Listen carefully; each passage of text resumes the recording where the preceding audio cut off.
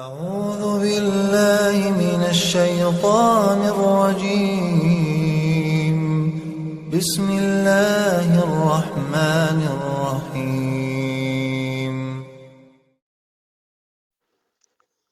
الحمد للہ وکفا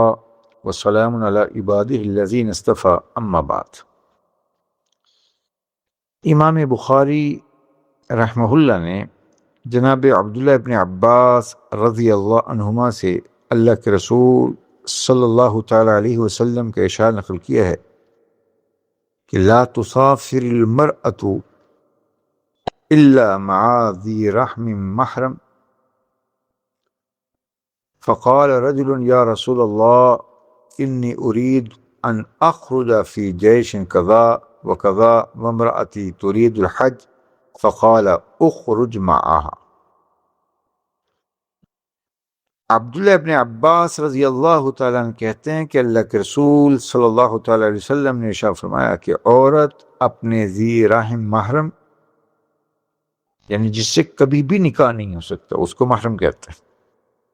یا دوسری حدیث میں کہ اپنے خاوند شوہر جو محرم نہیں ہے لیکن اس کا نکاح میں ہے، ان دو لوگوں کے ساتھ ہی سفر کر سکتی ہے، ان کے بغیر سفر نہیں کر سکتی، چاہے وہ حج کا ہی سفر کیوں نہ۔ ایک شخص نے عرض کیا اے اللہ کے رسول، چونکہ آپ یہ حدیث تو عام ہے، تو جو کہ حضور نے اس حدیث میں ہر سفر سے منع کر دیا، تو حج کا سفر ہے۔ ایک شخص نے یہاں تک کہہ دیا کہ اللہ کے رسول صلی اللہ علیہ وسلم میں جہاد کے لیے فلاں فلاں لشکر میں نکلنا چاہتا ہوں، جبکہ میری بیوی اپنے فرض حج کے لیے جانا چاہتی ہے، تو کیا میرا جہاد پر جانا ضروری ہے، یا بیوی کا محرم بن کر یا اس کا خاوند ہونے کے ناطے سے اس کے لیے جو ہے اسے حج پر لے جاؤں؟ تو آپ نے فرمایا کہ وہ محرم یا شوہر کے بغیر سفر نہیں کر سکتی، تو لہذا تم جہاد پر جانے کے بجائے اس کے ساتھ جاؤ۔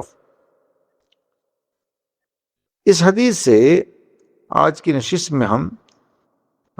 مردوں کے لیے تو احکامات شریعت ہیں وہ بیان کیے ہی، عورتوں کے لیے حج اور عمرہ کے درمیان جو احکامات شریعت متوجہ ہیں ان کا باہمی جو ہے مذاکرہ کر لیں۔ تو اس میں پہلا مسئلہ کہ عورت کے لیے محرم یا شوہر کے بغیر حج کا سفر بھی جائز نہیں ہے۔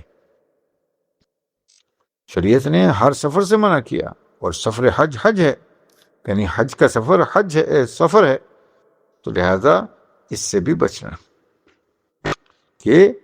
بغیر محرم کے سفر ہو یا بغیر اس خاوند کی اجازت کے، خاوند کو ساتھ لیے بغیر بڑے سفر جو ہے وہ کرے ہی جائز نہیں۔ چنانچہ امام بخاری رحمۃ اللہ علیہ نے جناب ابراہیم ابن عبد الرحمن بن عوف سے نقل کیا ہے کہ اذنا کہ عمر رضی اللہ تعالی عنہ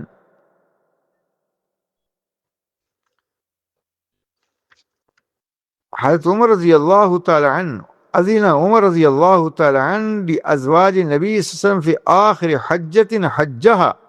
فمعاص معهن عثمان بن عفان و عبد الرحمن بن عوف، کہ حضرت عمر رضی اللہ تعالی عنہ نے جو آخری حج کیا اس میں اللہ کے رسول صلی اللہ علیہ وسلم کی ازواج کو بھی حج پر اپنے ساتھ چلنے کو کہا، اور ان کے امور کی نگرانی کے لیے ان کے ساتھ حضرت عثمان ابن عفان اور حضرت عبد الرحمن ابن عوف کو بھیجا۔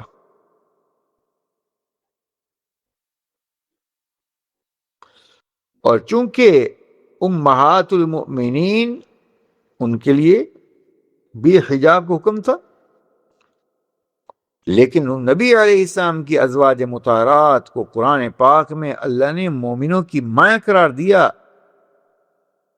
اور کسی امتی کا ان سے نکاح کرنا جائز نہیں، اس لیے وہ ازواج مطہرات کے محرم تھے، اور اس طرح سے ان کا سفر بغیر محرم کے نہیں۔ دوسری وجہ جس کو امام محمد رحمہ اللہ نے نقل کیا ہے امام مالک رحمہ اللہ کے سند سے کہ امام نافع فرماتے ہیں کہ ان ابن عمر رضی اللہ تعالی عنہ کان یقول لا تبیت المبتوتۃ ولا المتوفى عنها زوجها الا فی بیتها، کہ طلاق والی عورت جس کو طلاق بائنہ ہو چکی ہو یا بیوہ عورت، وہ رات صرف اپنے گھر میں ہی گزارے، خاوند کے گھر میں، اپنے گھر میں رات گزارے، تو عورت کے لیے عدت سے پاک ہونا یعنی یہ لازمی ہے۔ ایسا نہ ہو کہ عورت عدت میں ہو تو پھر وہ حج کے لیے نہیں جا سکتی، شریعت نے اس کے لیے اسے حج کی ادائیگی پر قادر نہیں سمجھا۔ ہاں یہ بات ہو سکتی ہے کہ عورت کا مرد کی طرف سے حج بدل ہو سکتا ہے، یہ جائز ہے۔ چنانچہ امام بخاری رحمۃ اللہ علیہ نے عبداللہ ابن عباس رضی اللہ تعالی عنہ سے نقل کیا، جاءت امرأۃ من خثعم، بنو خثعم کی ایک عورت، قبیلہ خثعم کی، عام حجۃ الوداع، حجۃ الوداع کے موقع پر آپ کے پاس آئی، فقالت یا رسول اللہ، پیارے نبی جی، ان فریضۃ اللہ علی عبادہ فی الحج، اے اللہ کے رسول، حج کے بارے میں اللہ تعالیٰ کا جو فرض اس کے بندوں کے ذمہ ہے، ادرکت ابی شیخا کبیرا لا یستطیع ان یستوی علی الراحلہ، کہ حج کا فریضہ میرے والد پر ایسی حالت میں آیا کہ وہ انتہائی بوڑھے اور لاغر ہیں، سواری پر بیٹھنے کی طاقت نہیں رکھتے، لیکن جوانی میں فرض ہوا، کیا نہیں، تو کہہ رہے ہیں تو کیا اگر میں ان کی جانب سے عمرہ کر لوں یا حج کر لوں، فَهَلْ يَقْضِي عَنْهُ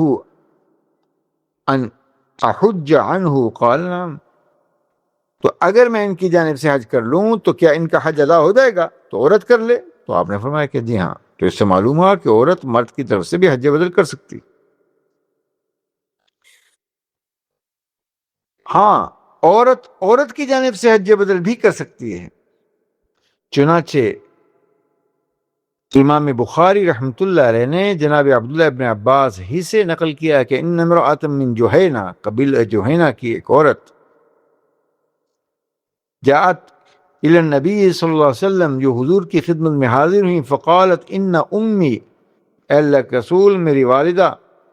نظرت ان تحج فلم تحج حتی ماتت، انہوں نے منت مانی تھی کہ وہ حج کریں گی، لیکن اللہ کی شان حج کرنے سے پہلے ہی وفات ہو گئی۔ فلم تحج حتی ماتت، کہتے ہیں افاحج عنہا، قال حجی عنہا، کہنے لگے کہ اللہ کے رسول، تو کیا میں اب والدہ کی جانب سے حج کر لوں؟ آپ نے فرمایا کہ جی ہاں، تو انہوں نے ان کی جانب سے حج کر لوں۔ تو عورت کے لیے عورت دوسری بھی حج بدل کر سکتی ہے، کہ حج کے بدل، اس کو حج کو کہتے ہیں جس پر حج فرض ہو، لیکن اس وقت حج کی ادائیگی پر قادر نہ ہو تو پھر اپنی جانب سے کسی اور شخص کو جو دین کو سمجھتا ہے، دین کے مسائل کو جانتا ہے، اس کو حج بدل کی وصیت کر دے کہ میری جانب سے حج کیا جائے، اپنے بچوں کو کہہ دے کہ میری جانب سے حج بدل کرا دیا جائے۔ اگر یہ وصیت کر کر دنیا سے گیا تو اللہ کی بارگاہ میں گناہ گار نہیں ہوگا، اور اگر ایسا نہ ہو تو پھر یہ اللہ کی ناراضگی کا سبب بنے گا۔ تاکہ عورت کا احرام، وہ تو ہم بیان کر ہی چکے تھے کہ لیس المرأۃ احرام الا فی وجہہا، کہ عورت کا جو احرام ہے وہ ان کے چہرے ہی میں، یعنی چہرے کو کپڑا نہ لگنے دیں، نقاب بھی نہیں اوڑھنا لیکن چہرے کو کپڑا بھی نہ لگنے دیں، اس کا اہتمام کرنا، اور غیر محرموں سے چہرے کو چھپانا۔ چنانچہ یہ بھی جو ہے اس دور کا ایک فتنہ ہے، وہ یہ کہ دیکھیے کہ عورتیں سمجھتی ہیں کہ چہرہ پردہ نہیں ہے، حالانکہ قرآن نے یہ کہا کہ اپنے ولا یبدین زینتہن، اپنے زینت کی جگہ کو ظاہر نہ کرو سوائے ان کے جو اللہ کے یعنی جو